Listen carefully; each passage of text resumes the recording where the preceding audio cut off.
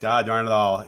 Hey, sports fans, Coach Nick here, and welcome to the B-Ball Breakdown live show. I missed the unmute button for a second there, but glad you all are here. And as always, I am joined on our midday Monday live show by Andrew Combo Sala to discuss the latest and greatest in the NBA. Combo, are you there, my man? I'm here. I didn't know if that was you. I didn't know if that was me. That was me. We're here. All me, but here we are. You know, it's the opening night jitters a day early, I suppose. Oh, you know who had the jitters yesterday a little bit? Who? Even though they won the championship, I'm very happy for them because they brought a title to New York. Stewie, how does she miss 2 free throws in a row, being that good of a free throw shooter? I got to be honest with you. Everything I've seen from Stewie, like in the postseason and this season, has been unimpressive. I know she's one of the greats, and she performs at a high level. Is she better? Is she better than Collier? I love Collier, man, because not only can she plays, she can score, going to the rim, but she's a really good defender. And so she's kind of got the full game there. And I wish they would have kind of gone to her a little bit more in OT because that would have helped.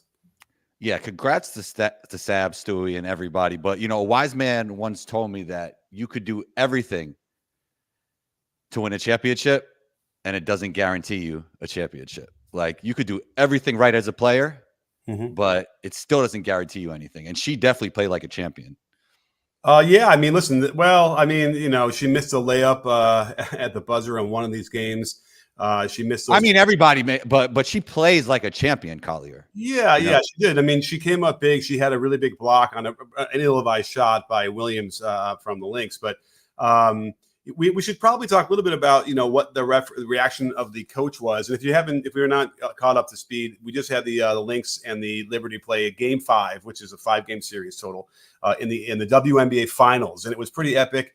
And on Twitter, there was a huge conversation. I was telling this to Combo before we started that it's like it's nice to know that the vitriol that I endure in a regular season during the NBA exists in the WNBA as well, with similar kind of hostility from people, because we obviously had a problem with a call that basically, you know, decided the game. It's sort of what everyone is on their minds.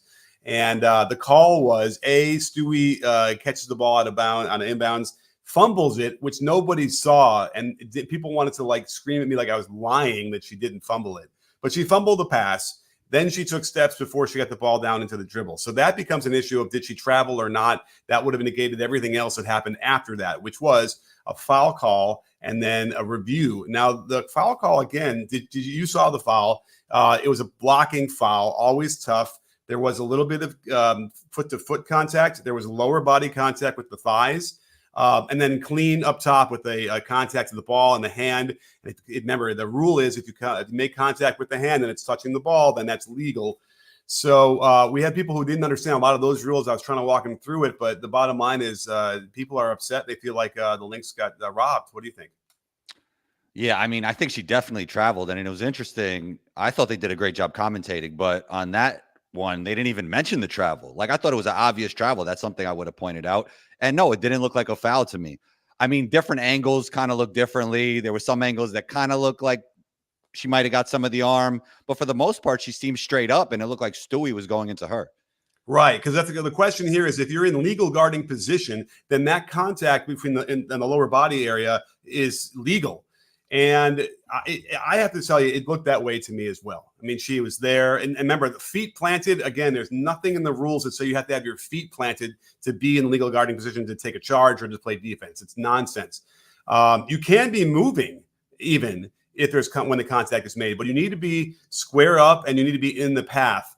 And so that's the question that got a little bit confusing because Stewie was sort of facing toward the right sideline and the defender was, you know, square to the baseline. So it kind of felt like maybe she wasn't completely in front in the direct path, but like, I don't know. Then Stewie was sort of probably causing some of that contact.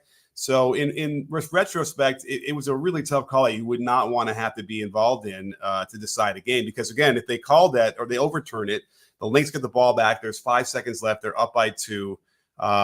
They probably just win the title. Yeah, it felt like neither team all the way settled in this game, which often happens in a game with this much stakes, right? But in the beginning, it looked like everybody had jitters. It almost looked like it was the end of the game in the beginning, how fast everybody was going. And then at the end of the game, it was the same thing. Nobody really settled in, but I guess the stakes were so high. But usually at some point in the game, one team starts to settle in, and things come a little bit easier to them. But it just never felt like it got to that in this game. I'm going to share because I want to talk a little bit about what the coach said after the game of the Lynx. So let's do this, and let's do this. Where's that button? Uh-oh. Where's my full screen button? That's interesting.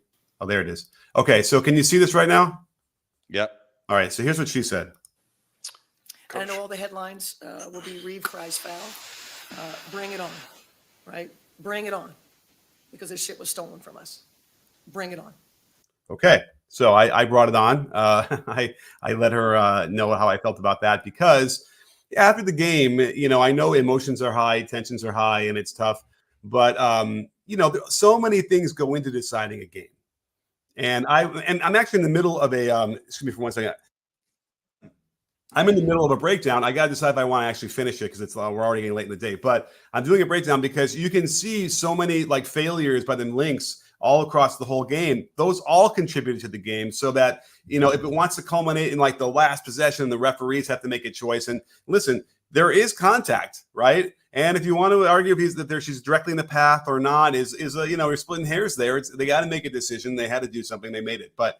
To say that it was robbed from them, knowing that there was a lot of breakdowns on her team anyway, I think is unprofessional. I think is what I would say. And she said, "Bring it on." I'm going to bring it on. What do you think, Combo? Yeah, I have a little bit of a different take, because I see where she's coming from. I mean, when you lose a game like that, you're going to be upset, and sometimes you'll say things that maybe you don't want to say in hindsight. Not saying she didn't want to say it. Yeah. But man, it's frustrating to lose in any situation, and especially in a game 5. Where you feel like, the refs didn't treat you right. So I'm not mad at her, but, she might regret that statement too. I don't know. Yeah. And again, I feel like you're taking away any sort of credit that you should be giving to the Liberty, who hung tough. Yeah, of course. Congrats to New York.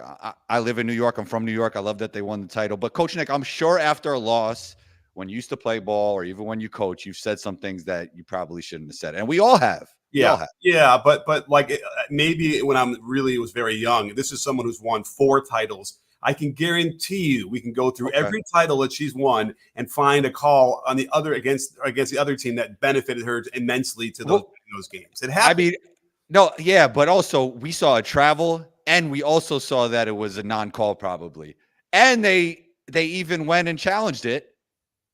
Yeah. And it didn't go through. So, I mean, I could see why her frustration was building up, Yeah, saying it was and then she tried to give, lip service to credit for the Liberty after that. But once you say this stuff was, and you swear it's robbed, then we're in, then it kind of diminishes whatever else you want to say that's gracious later on. So, they've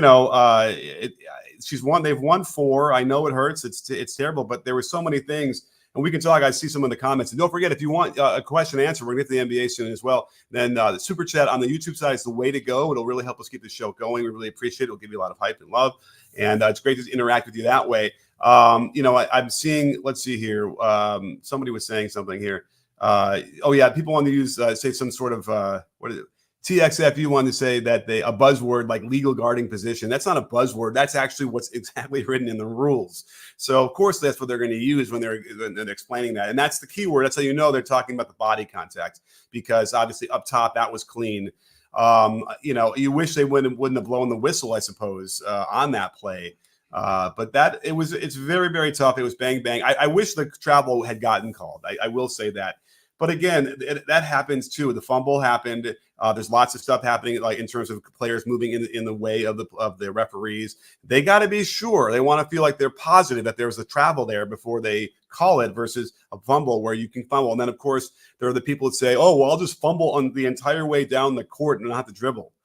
And I can imagine that Combo. Once I said that out loud, you realize the folly of trying to do something like that, which never works. Or when the foot-to-foot contact happened. And they want to say, well, I'll just step on someone's foot to bail myself out and get a foul call. And I'm like, okay, if you want to play, you're trying to step on people's feet out there. I hope we can realize the suboptimal nature of any of those methods. Intent doesn't matter. It doesn't matter. Either you travel or you don't, right? Correct. Yeah. And fouling. Nobody means to foul. Yeah. you know? No, I mean, I thought she definitely traveled. I mean, we got to watch it a bunch of times on TV, so it's not in real time like a ref has to call. Once the challenge came up, it had nothing to do with the travel anymore. Right. So I can see a travel and the review. right. But VA man, it was like a legit travel. Like I don't think there was no debate over that, right? Like I guess you didn't see the tweet. I already put that out where I broke down frame by frame to explain what it was. It wasn't 4 steps though. It wasn't 5 steps. I don't know. It looked pretty obvious at least in the replays. It's funny because it looked obvious when you're looking at the regular angle because you can't see the fumble of the catch. And nobody, not only did nobody see it, I guess I only saw it because I saw the replay later and everyone's looking for whatever, but I'm looking at the ball. It hits like the hands, it hits her shoulder, her head, like it's bobbling all over in there. The referees see that. They have to know that, okay, I can't start counting steps until she's got complete control of the ball. Whereas there had been steps before that had happened. Now, after that, we see the right foot was down when she got complete control. Now, that you can consider a progressing player. That means she's got 1 step as a progressing player before she has to release the ball. So the right foot's down. That means she can take a step with the left foot. The right foot can come off the ground. It just can't get put back down before the ball is out of her hand. That's the key for a progressing player. And we see the right foot touch, and then there's several frames until the ball gets out of her hands. So, but it wasn't as completely obvious as you might think based on the bobble. Yeah. I mean, but it is what it is. I mean, again, I feel for those refs at that moment because they had to be certain, and it was really hard in real time to be certain there. Now, were they certain about the foul call? That's the next question is, there was something there. I mean, and I'm sure they felt really sheepish about it, but they're like, well, letter of the law, they're not talking about advantage or disadvantage, which comes into play a lot of times before you blow the whistle. Was there any advantage? Probably not gained by the defense. So I would have loved to have not seen that called. But either way, watching down the stretch was something that indicated to me that the Lynx just didn't deserve to win. Yeah, I thought the better offensive team won, the more talented team won, and congrats to Liberty, because I think it kind of breaks down like this. Like Liberty had the better top end talent, even though the Lynx have Collier, but the Lynx were a better defensive team, I believe, just watching them play. And it came down to offense versus defense. And at the end of the day, I feel like Liberty just had the better players. Yeah. And shout out to someone in the comments talking about Williams. Their point guard was terrible down the stretch in both OT and regulation. So wasn't playing well. I mean, Sab wasn't shooting it well at all throughout the course of the whole game. And then she stopped even getting it up. Like she had looks where she wasn't even shooting the basketball anymore. Well, I'm glad you I'm assuming Sab is Sabrina Ionescu. Yes. Okay. Sab. All right. I'm familiar with her, her terms, but in New York, I guess we're so familiar we call them by their nicknames. All right, I love it. Anyway, I mean, listen, I'm the biggest fan of Sabrina as I can possibly be. The 3 that she does hit, I get it. She's an elite shooter. Yeah. And they were playing with fire all game long, helping one pass away off of her in ridiculous fashion. And they did it again when she hits the key 3 down the stretch. And it's like, that's the kind of stuff that shouldn't be happening. And it was worthless help. They did not need the help there anyway when they did. So stuff like that is like, okay, that's why you're losing. Williams drives the paint and they have a layup that I think would have tied the game. And she fires a fastball from about 4 feet away. And Davis, I get the names right, or Smith, maybe it's Alyssa Smith, just can't handle it. The ball goes out. It would have been a layup. It would have been a tie game. Like she just panics amongst other shots that she took that were terrible. So, there was a lot that just bothers me more than anything else, and anything that the refs might have done. And, that's what a coach should also recognize as well. And I think when she goes through the footage, she's going to realize that there's some stuff. I'm in the middle of actually editing a really quick defensive thing for the Liberty, who became lockdown, the last half of the game, right? They got really good on defense. They did a really cool thing with the baseline out of bounds. Remember the LeBron, JJ Redick thing when they're talking about how to defend the baseline out of bounds, and you take the guy who's defending the inbounder and they come off that, they pick up the cutter. Well, the Liberty did this, and it ended up causing that turnover by Williams in the corner. Or no, not Williams, whoever came in for Williams. And that was like almost one of the key plays of the game. So I'm in the middle of going to tweet that one out too. So there was some really good stuff being done by the Liberty. I thought that ended up being an out coaching job from the Liberty over the Lynx. And for the Lynx coach to then say they got robbed when she got out coached is a little rich. I noticed watching the WNBA lately, everybody goes under screens for the most part. Not a lot of fighting over screens, and they kind of live with the three more than they do in the NBA. Yeah. Like we'll live with that. We'll live with that basically. I'm almost think that the NBA should play that a little bit more. Try going underneath more. You know, it's interesting because that could get in your head when you do that. You know, if you kind of like let a guy shoot, that it's almost you get in better rhythm when somebody's guarding you that hard and fighting over, and then you have more options obviously to get in the lane and make even more damage happen, right? So yeah, that is interesting. There's just certain guys you can't do it with though. Well, okay, like you do with Steph, he's going to hit it 40% of the time. And also, there are some good shooters that just aren't great at shooting behind a screen, right? They might be great catch and shoot. They might be great in ISO. Like that's a skill in itself. And like, I think it's a skill. Yeah. I think it's a skill that some of the WNBA players should be implemented because everybody goes under and then they don't even shoot it sometimes. Like they don't even take it. For sure. I mean, I'm thinking if you're a righty going right, I'd go under more often because that's a harder shot to take to get alignment. So start there and let's see what happens. And, you know, if you see it over enough time that they're nailing like 48% of these things, okay, then we got to mix it up a little bit and try something different. But if it gets down to like 34, 33, I think you would probably live with that and not having to switch, not getting compromised, not giving up, you know, lobs and then kick outs for open threes. You know, it gets in the guy's head a little bit. Next thing you know, because again, there can't be. I mean, obviously, there's like how many players are there? Like absolutely, positively, you cannot go under the Stephs of the world. How many of those players are there in the NBA right now? I would have to look at the numbers because, as I said, just because you're a great shooter doesn't mean you're great shooting off a screen when somebody's going under. Exactly. You know? Yeah. Maybe there's maybe one on each team. Maybe like I remember like Chauncey Billups was really good at that. Like he had the skill to like if you went under, he would just make you pay from three. Yeah, I'll have to go back and look at that. I can't. Yeah. There's just certain there's certain players that have a knack for that. You know? Yeah, that is true. That is true. But again, I don't think it's not a ton. It might be worth again to mix it up and do something different than just chase and drop and the whole thing. We have our first super chat from Jada Race. Thank you so much, Jada Race. It's great to see you. And he wants to talk about OKC. So let's go on the NBA because we did a pretty thorough examination. Although if you want to throw in the comments a little bit about whether you think you'd want to see that breakdown that I've kind of gotten prepped. I got about 22 plays I grabbed for the links in the links in the Liberty. Let me know because I can kind of quickly try and get a John Boy style breakdown of it if you want. But he says, Jada Race, thank you again. Hey, coach, OKC is looking like a team without many weaknesses. Tough loss with iHeart, and he added a new dimension to the offense. What is their ceiling? I let out an audible yell when I saw that news that iHeart, he broke his hand, I believe. Is that right, Combo? Yeah. Displaced fracture. They did that in the game, or is that just sort of we don't know how he did it? Displaced fracture. Yeah. I don't know how he did it. 6 weeks. He'll be reevaluated in 5 to 6 weeks. So that doesn't even mean he's back. Brutal. But he'll be there for the playoffs probably, which is really important. Yeah. I mean, obviously he needs to be back even before that to get all the reps and stuff. No, right. But what I'm saying is he'll probably have time to be in full rhythm for the playoffs. Not like, But their ceiling is a title, wouldn't you say? Oh, yeah. Yeah.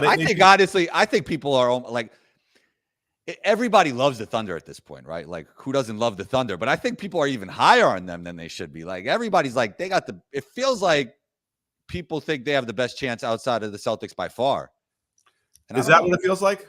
Yeah, that's what it feels like people are saying. I want to see the Lakers get Zach LaVine, and then I think they'll have a nice chance. You want to see the Lakers get Zach LaVine?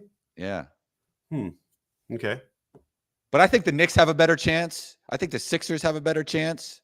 I think there's Denver had some tough losses, man. So the Wolves, the new look Wolves, you never know. Yeah. Implement that right. Yeah, we have to kind of see how that's going to work with Randall. There's not enough data. And the Warriors got a lot of good basketball players this year. A lot of good basketball players. They do. And I don't envy Coach Kerr with having to figure out how to play that 9 or 10 man rotation and keep, they're going to have at least 2 players unhappy. And because they kind of made a glut here of like, similar ability, similar size all around, the shooting 2 and 3. So it's like, I don't know how they're going to manage that. But you know what? I will say, I think I said this, the Warriors, I think we're going to have the best bench in the league or the highest scoring bench. I feel like that's what they're going to be their big advantage. You know how it goes, Coach Nick. First of all, it's 12-minute quarters, which is a lot of time, and it's 82 games, and people, unfortunately, are going to get injured. I think Right. everybody will get their fair share of opportunity. And how Kerr does it, sometimes he doesn't play certain guys on certain nights. You know, he's from the Popovich mold. I think Yeah. everybody will get their opportunity at some point. And usually people have good vibes. I know, like, the whole Draymond, Jordan Poole, and then Clay wasn't really happy there. I know the vibes were a little off, but I do think Kerr knows how to, like, get the vibes good. And also Steph is there, and he always – Sure. makes everything usually pretty good on that front. But yeah. Well, let's get back to the OKC Thunder, because without Hartenstein, they're going to struggle. They don't have like a real legit center outside of Chet, who and I kind of wanted to see more of that to see how Chet plays alongside Hartenstein. But they have a legitimate MVP candidate in Shai Gilgeous-Alexander. They have very great pieces when they added Caruso. So they did everything you need to do as a championship team to kind of start coalescing after you've done your tanking and all your high draft picks. So, we'll have to kind of see if they're quite ready, or do they need like one more run in the playoffs to sort of deep to get that, crucial experience. I don't know. I mean, last year they got to the second round and lost to the Mavericks in 6. That's good experience. That might be enough to get them so they can feel like at least they can get to the conference finals. So I would imagine that's got to be their goal at the very least, and that they'd be happy with that, and probably be unhappy if they got anything less than that.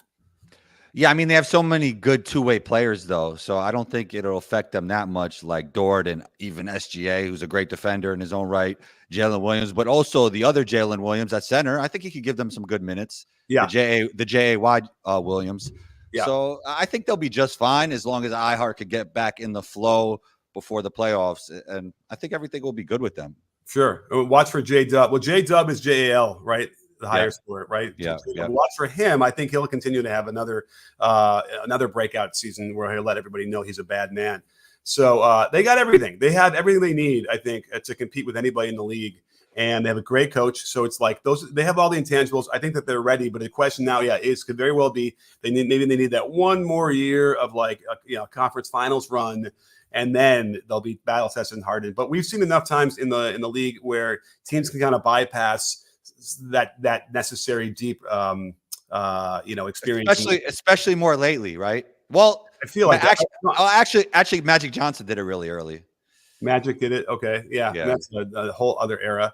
But more recently, obviously the Celtics had been battle tested for years and years and years. So they were completely ready for that.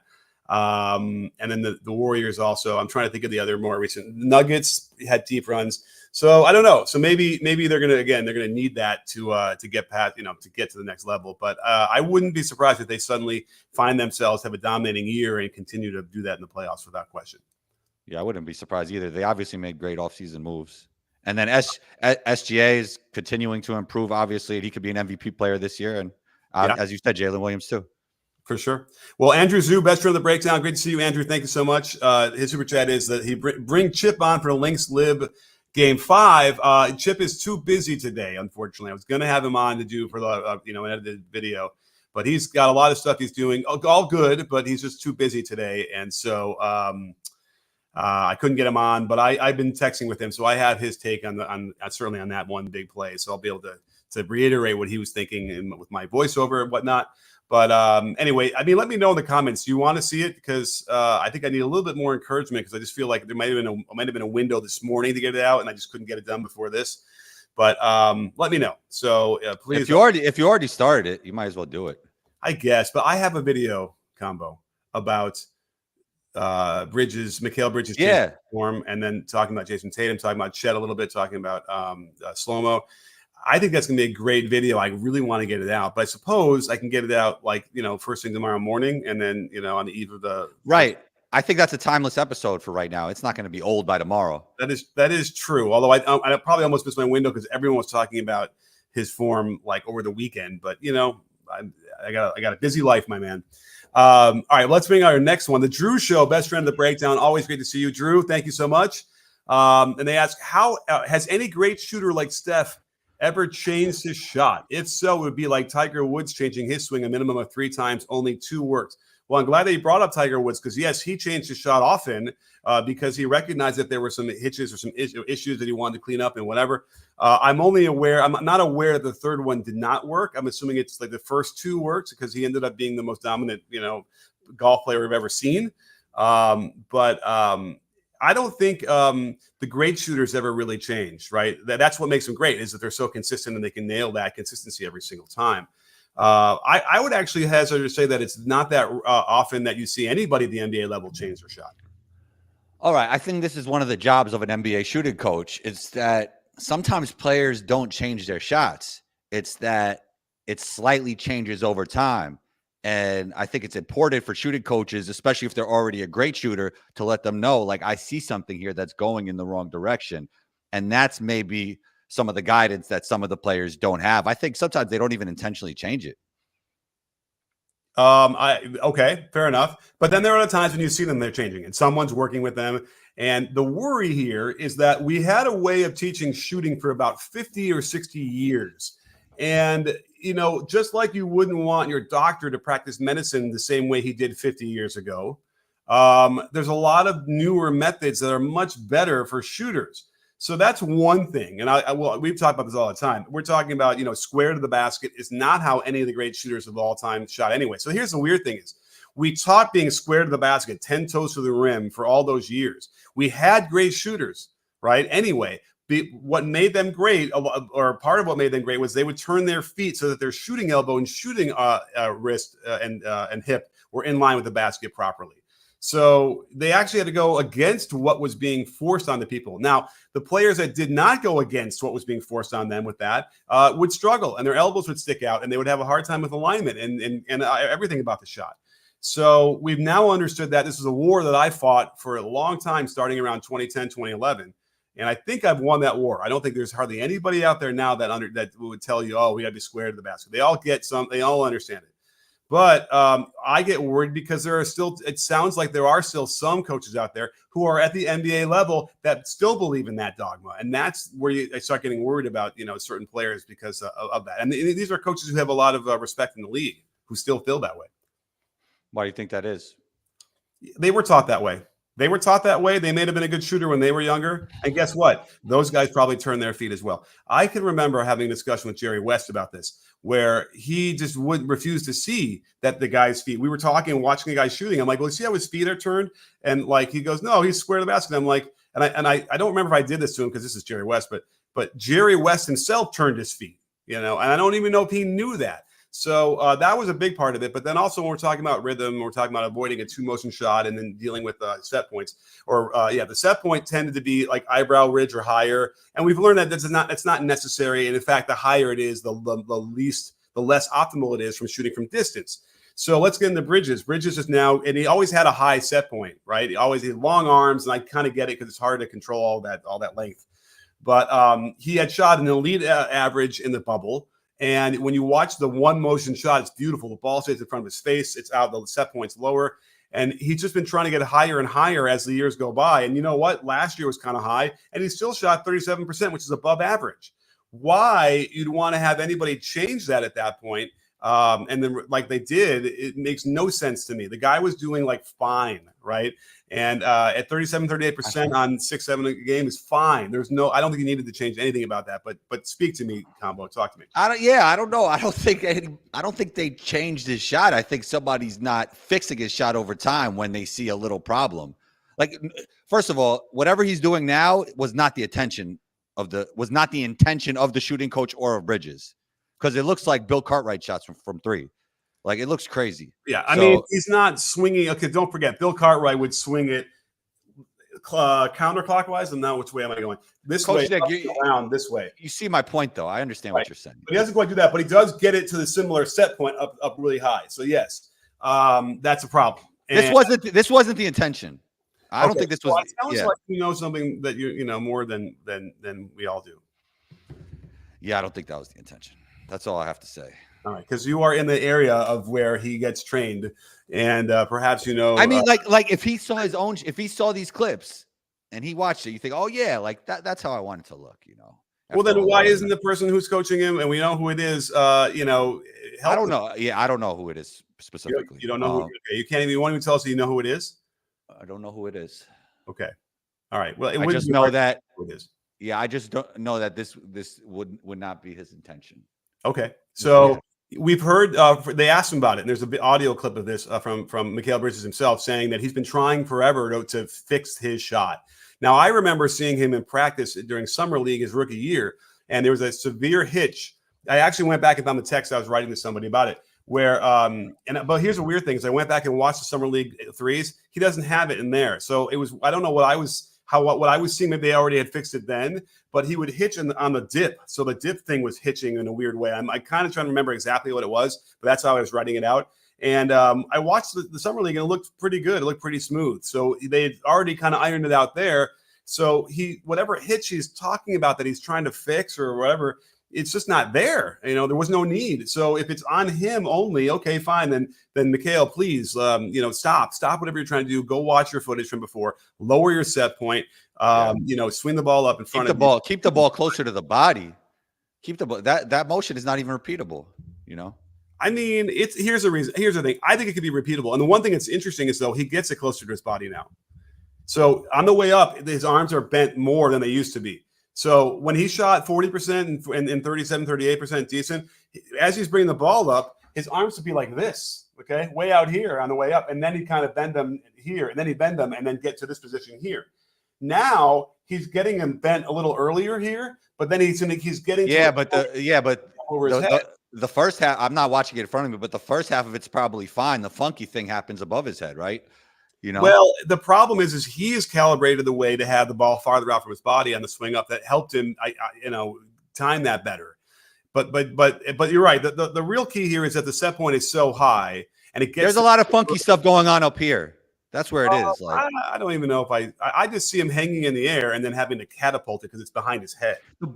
Like let's make Bridges invisible. That ball is doing a whole bunch of stuff over here before he releases it, which is you don't want that. You don't want the basket. Again, I didn't see the ball doing whatever this is at all. I just see it. So it's just straight from here to the basket? Yeah, but it's straight from here to like way over his head. Yeah, but that means that means the ball is going backwards before it's going forwards. Yes, but you're going like side to side here. I don't see any. Nah, there was a couple of times where it wasn't smooth up top. It wasn't right. smooth Now up we top. did see some in maybe in a practice where it kind of went up and then it went down up again. So exactly. That's what I mean. Above his head.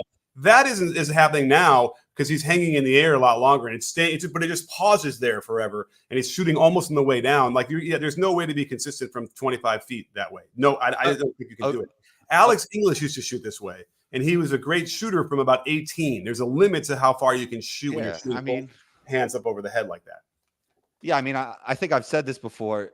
There's some people who make shots because of their shot, and there's some people who make shots because they defy the form that they have. It's not the most optimal way to do things, but they figured out a way to do it. Right. Like Reggie Miller was like that. There's guys like that. Well, you know what's funny is that I kind of felt like Reggie Miller was like that, and I really went back after last week and watched it.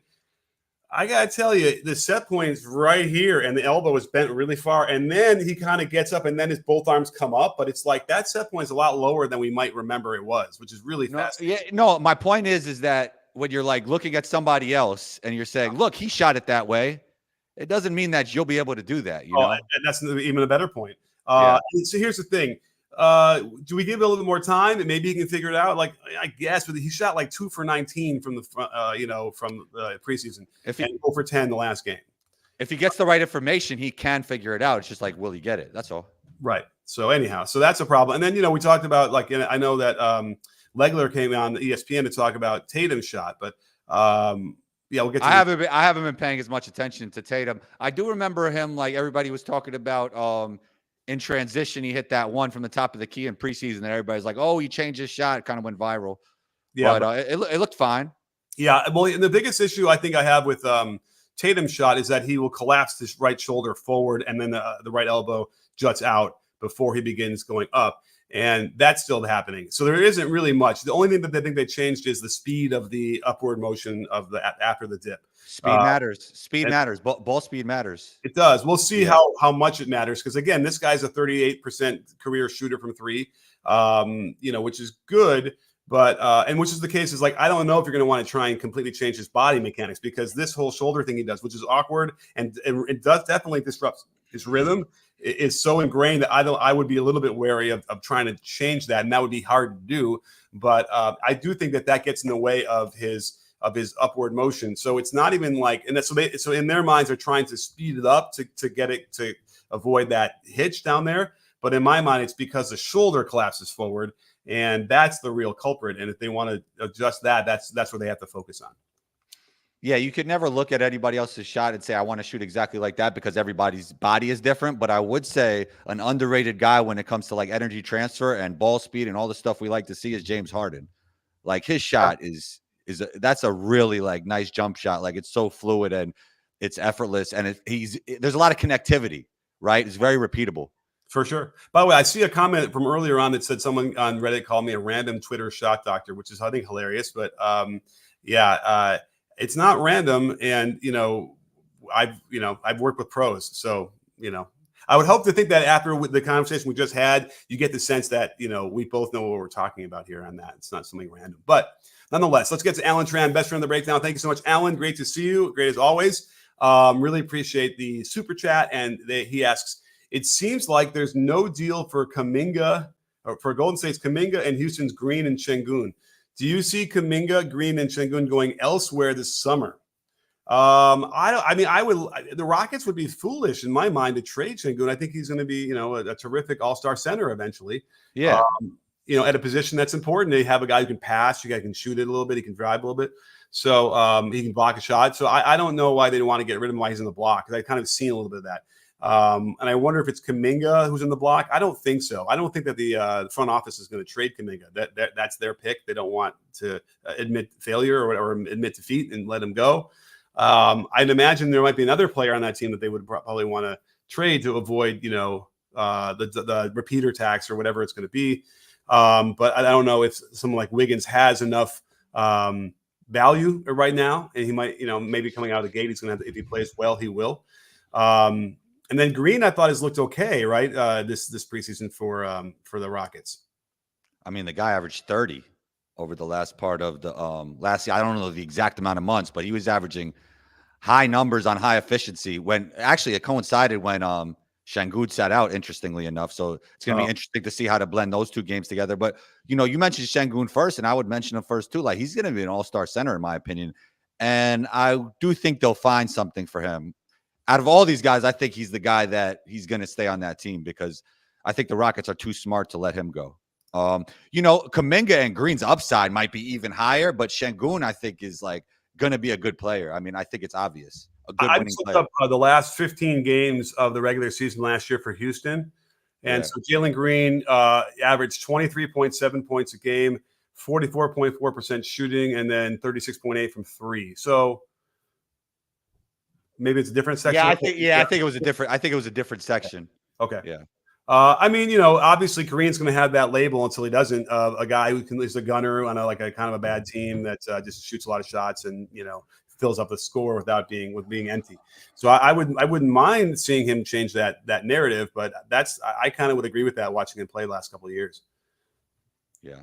So we'll three good players, and we also have to see what happens with Kuminga this year. I mean, yeah. I wouldn't be surprised if the Warriors make a trade. They have too many players, so they're gonna have to kind of figure out how to maybe like optimize that better. And I know they're looking, and they could use a big man. So Şengün would be terrific for them. I mean, absolutely terrific. They could run the high post stuff and all those flares with him. It would be amazing. If they can pull that off, I think that they put themselves in a really great position. I have no idea if that's happening or not, but that would be a good move. I agree. The Drew Show. Thank you so much, Drew, as always. And it's good to see everyone back. The gang's back together, Combo. Everyone's back in the conversation. Drew asks or says, hard to tell if changing his shot or self-inflicted car accidents or age affected Tiger's fall from greatest of all time. He definitely continues to change his swing. Is Tiger still playing? I don't even know, Coach Nick. Yeah, I wouldn't even know. I've been out of the I've never really been into golf too much, but I mean, I have no idea. Tiger obviously had his moments where everybody was into it, right? Sure. But I love that. I used to use as an example of a guy who was willing to change his shot when he recognized that there were some things he could fix. That was great. And then how that was in contrast to like jump shots where people like don't want to ever change. You ever did a video on LeBron shooting? Because he became a better shooter over time. Yeah, I think I did. I think it didn't do well, even though it's supposed to have done well. I have to check. Yeah, no, we went through that, and it was. I tell you, there's nothing more frustrating from watching the LeBron interview when he said, "I knew what I needed to do to shoot better. I just didn't do it until now." I think I don't know. You saw that clip, something like that was sort of paraphrasing. And I'm like, that makes it worse if you knew and you just wouldn't put the time into like maybe fix the rhythm, which is sort of what he ended up doing. I kind of like, I can understand his point in the sense that like during the course of a regular season, you have to take, or anytime you have to take 2 steps back to take 3 steps forward, if you will. And then like, you might not want to make that adjustment mid-season. So maybe that's what he was talking about. I hope so, because otherwise, it was years of him inefficiently shooting from back there on, relatively high volume and doing nothing. And it was clear what the issue was as far as when was the arm swing coming up. And it looks better than that. I think he's going to have to prove it to me a little bit longer. I really just want to, before I'm completely ready to say, because remember, I got in trouble at the beginning of last year when I showed, he's fouled the ball with his eyes, but he's not an elite shooter. And then all of a sudden, out of nowhere, he becomes an elite shooter, right? Like almost like, is that the B-ball breakdown curse in reverse? So I listen, you can't take it away from him. He shot the entire season at an elite level last year. And what did you see was the biggest difference? If you could say it in like a sentence. Yeah. So basically it was, the rhythm, he was bringing the ball up better in sync with his knees, straightening into the jump. And that's, I'll have to go watch the video again to get all the extra details, but that was my memory of it. This was probably 6 months ago, but what's interesting about him is, and any player, is you could actually become more skillful in the later stages of your career. Your athleticism will probably wane, but there's like things you could work on to become a more skilled player as you get older. And he's done that. Absolutely. And he's good proof of that. So, yeah. Anyhow, so that's that. And then, I don't know what else we can talk about here. You want to go through the award predictions? Yeah. Maybe in the comments section, they could chime in on who they think. Yeah.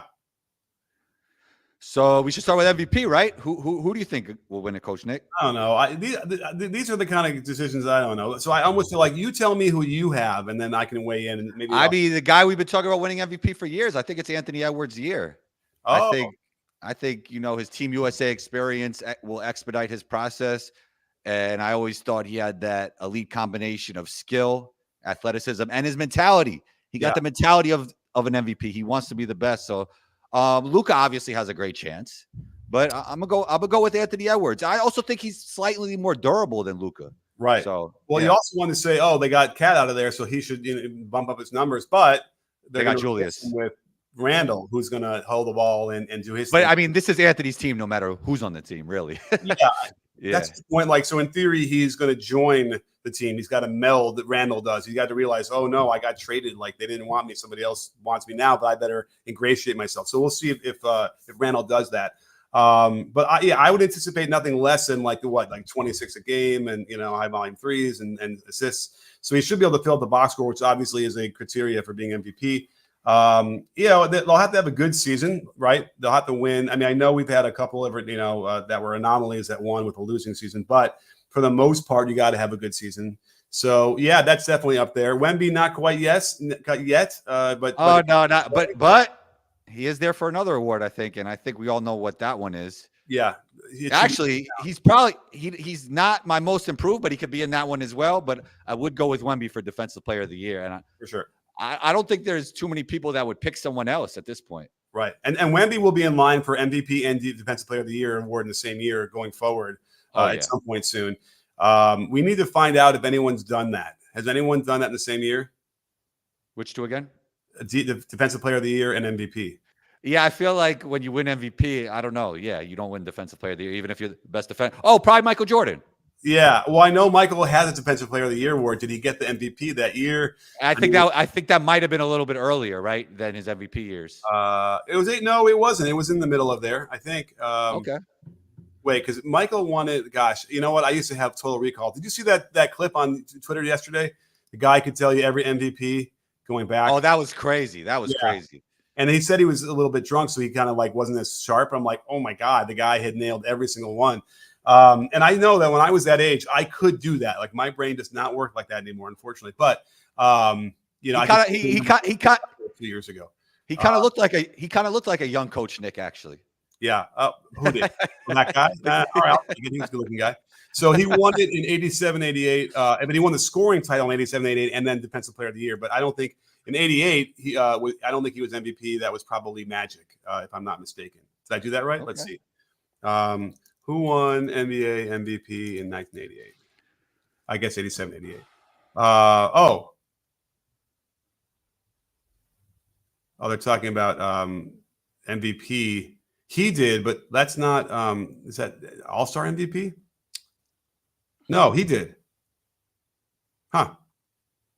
Here it is. This is. I know it's riveting. Michael won in 87, 88 MVP. Is what if I'm looking at this correctly? Wow. So he did win the Defensive Player of the Award, and then the same year. So Combo called it right. Let me just go defensive. Oh no, let me see. Team Elijah won, and he won. Yeah, that was it. So Michael did it. That's amazing. So at the end of the day, Combo was right. Oh, now Giannis won it too. He won Defensive Player and MVP. So here's Martin Jose wants to say, and I'll trust Martin. MJ, I was going to say Hakeem as well, and Giannis won that in the same year. So there's 3 guys who have done it. I mean, that's one of the most amazing things you can ever do is win both those in the same year. I think. Well, yeah, it means so we got the 2. We got Wemby. Yeah, it is amazing because it usually means you're on a winning team. It usually means that you're the best offensive player, and then to say you're the best defensive player too is pretty incredible. So yeah, I totally so what else? I totally agree.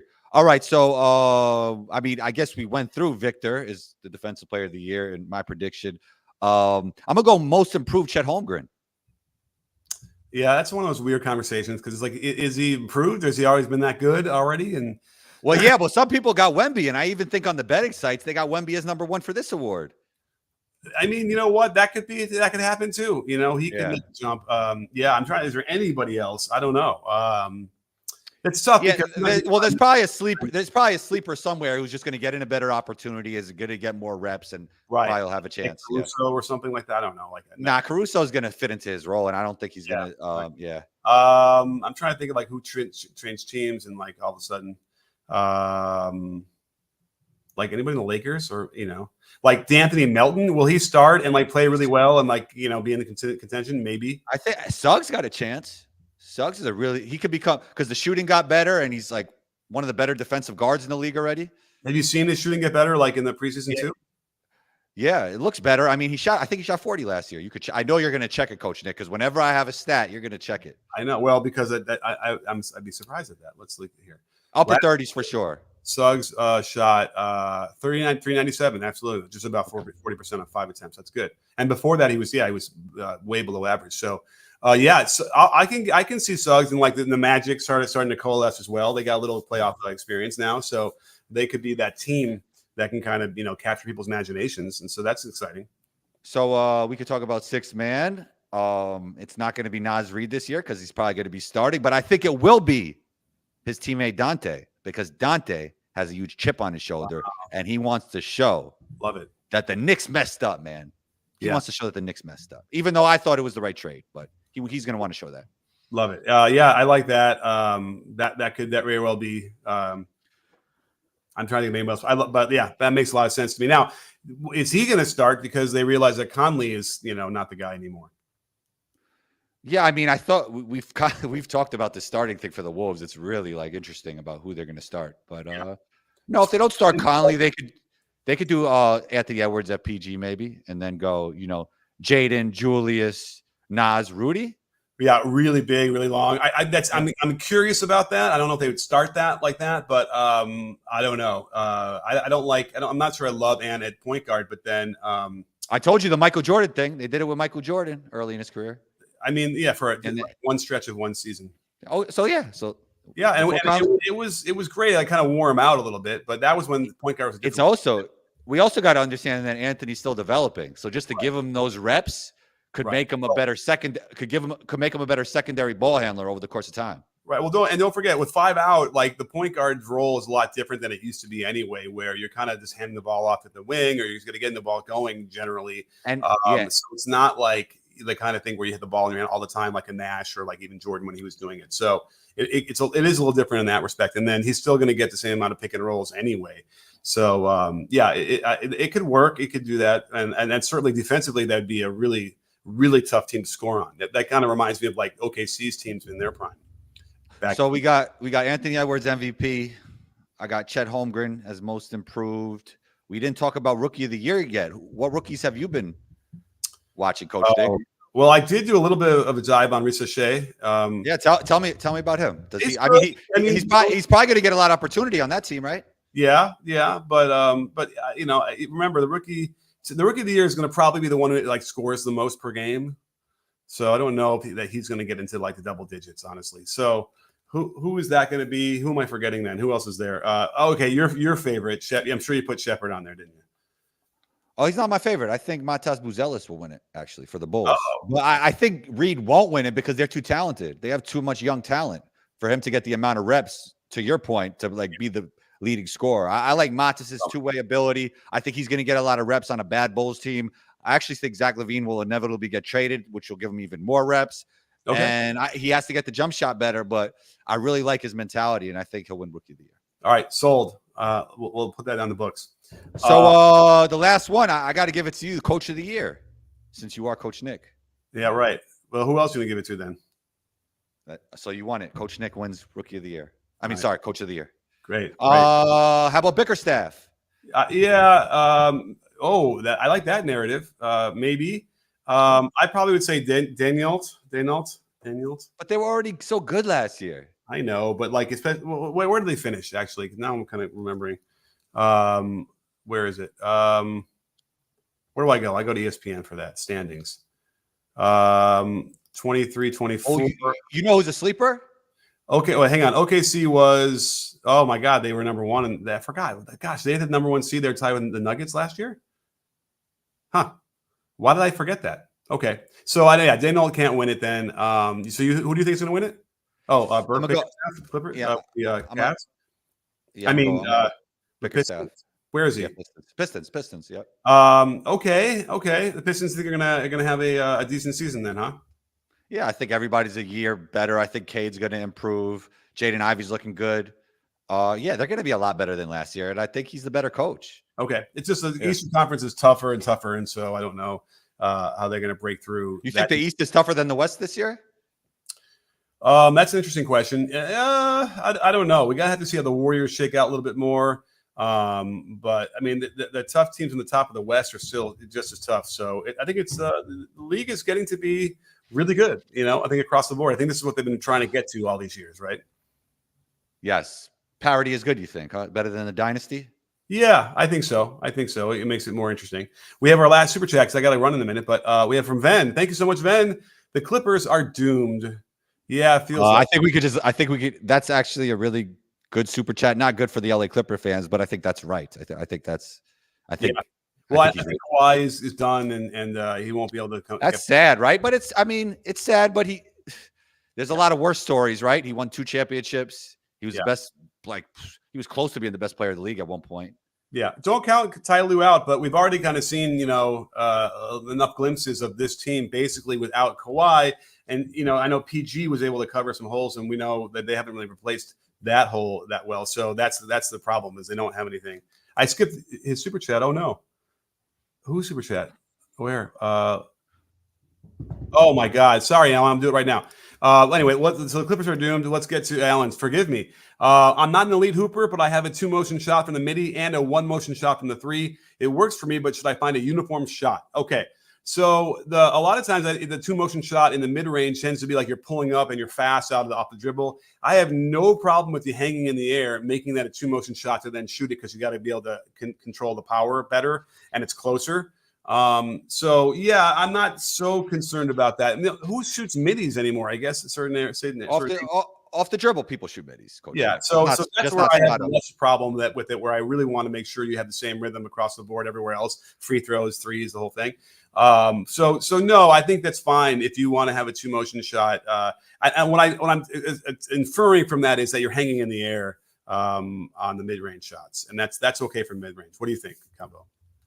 Yeah, I think it's fine. It's not the way I would play. I'd like to have the same shot from anywhere because I think it feels like it gives you more optionality.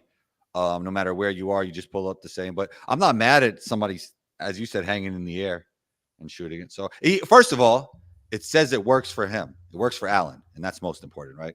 If it works, Right, fix that it. is true. So anyhow, yeah. So that if it works and it's working, great. Let me see. I think that's all. And thanks for the super chat, Alan. We appreciate you. Yes, absolutely. So anyhow, well, I got to go do my politics pod now. So if you ever want to listen to that one, it's called the Muckrake Political Podcast. And it's certainly a lot of interest in that right now as we move into the election season as well. And so check that out. Anything else you want to plug while we're here? Combo. Oh, no. You know what? Your mic doesn't like your show. Can you hear me now? Yeah, you got a little too excited. They get shut off. Combos Court, wherever you listen to podcasts, COMBOSCOURT. Subscribe, listen, share, all that good stuff. Awesome. Yeah. All right. Well, thank you so much, Combo, for joining me again, as always, on the show. And everybody out there in the super chats, I really, really appreciate it. It really helps. Cannot wait to get ready with the season. So make sure you come over and get those notifications turned on. I'm going to be doing some breakdowns this week over the openings week of the games and all that stuff. Click on all the advertisers and all that stuff and check out the different products we have coming up. They're good stuff. And don't forget, sports fans, at B-Ball Breakdown, not a channel, we're a conversation. You in? Are you in, Combo? Yes, sir.